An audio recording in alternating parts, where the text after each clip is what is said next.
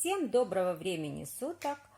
Сегодня я проведу с вами немножко времени, потому как к нам придут гости. Я хочу приготовить тунца, хочу с вами поделиться своим рецептом.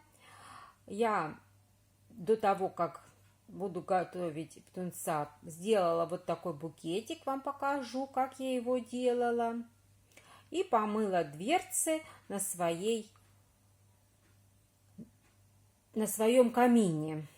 Она была уже в саже вся, я ее очищала. Вам сейчас все покажу. Хочу заняться мытьем своего стекла от своего камина. Оно уже вот у нас прикоптилось, были праздники, мы много им пользовались. Сейчас попробовала вот это средство. И вот оно оттирает. Сейчас я буду его отмывать.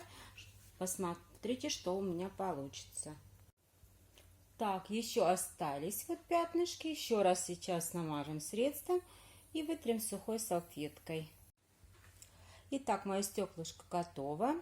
Я пользовалась обыкновенным средством, не очень дорогим, для очистки стеклокерамики. По-моему, оно стоило вообще 85 рублей.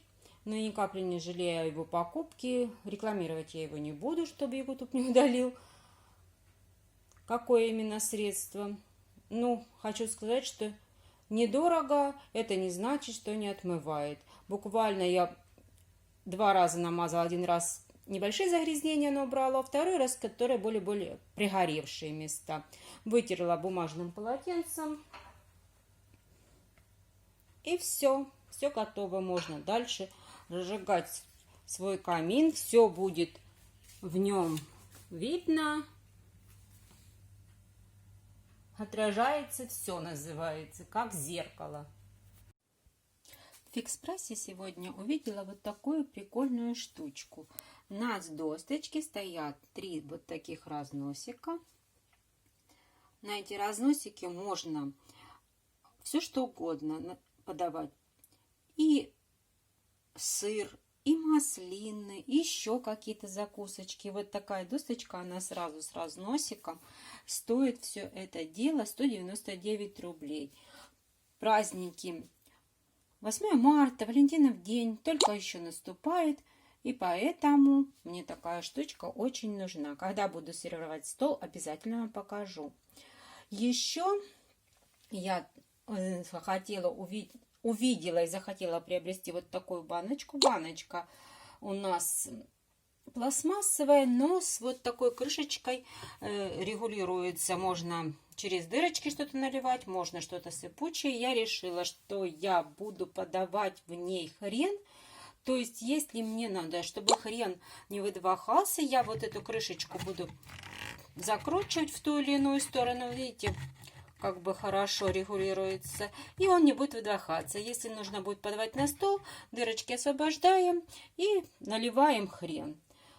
Мне кажется, в подаче будет нормально. И еще я купила себе вот такую лимоново-жевалку. У меня не было, взяла пластмассовую попробовать. Хочу сегодня мариновать рыбу, и мне нужен будет лимонный сок. И по одной из этой причин стала эта покупочка. Итак, я хочу изготовить тунца. Для этого я тунца разморозила, распотрошила. Сейчас полотенцем уберу лишнюю всю влагу с нее и замариную вот в таком маринаде. Маринад я уже приготовила. Это у меня соевый соус, чеснок сухой, орегано, перец молотый, смесь даже перцев, и белый, и черный, и зеленый. Все это помешала. Соль не добавляется, потому что соевый соус сам по себе уже соленый. И сейчас все промажу, свою рыбку оставлю на час, чтобы она промариновалась. И потом буду запекать 40 минут в духовке. В своей рыбке я сделала вот такие надрезы. В эти надрезы я тоже кисточкой постаралась поглубже добавить свой соус.